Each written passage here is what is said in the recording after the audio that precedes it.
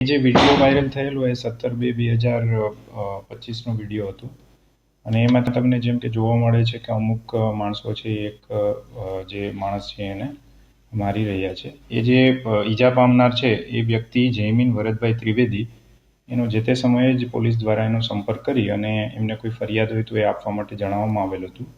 પરંતુ જે તે સમયે એણે ફરિયાદ આપેલ ન હતી અને આજે એ જે છે પોતાના પરિવારના સભ્યો સાથે ચર્ચા કરી અને જે આરોપીઓ છે એની વિરુદ્ધમાં ફરિયાદ આપવા આવેલા એટલે મોડાસા ટાઉનમાં આજે ફરિયાદ નોંધવામાં આવી છે. કેટલા લોકો સામે ફરિયાદ દાખલ થઈ, કોણ કોણ છે?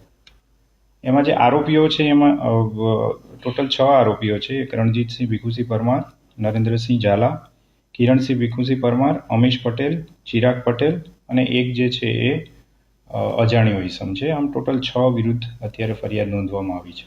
કઈ કલમ હેઠળ ગુનો નોંધવામાં જે બીએનએસની કલમ છે 189 સબસેક્શન 2, 190, 191 સબસેક્શન 2, 191 સબસેક્શન 3 અને જીપી એક્ટની જે કલમ છે 135 અને બીએનએસની 115 સબસેક્શન 2 એ રીતની કલમોના આધારે ગુનો નોંધવામાં આવ્યો.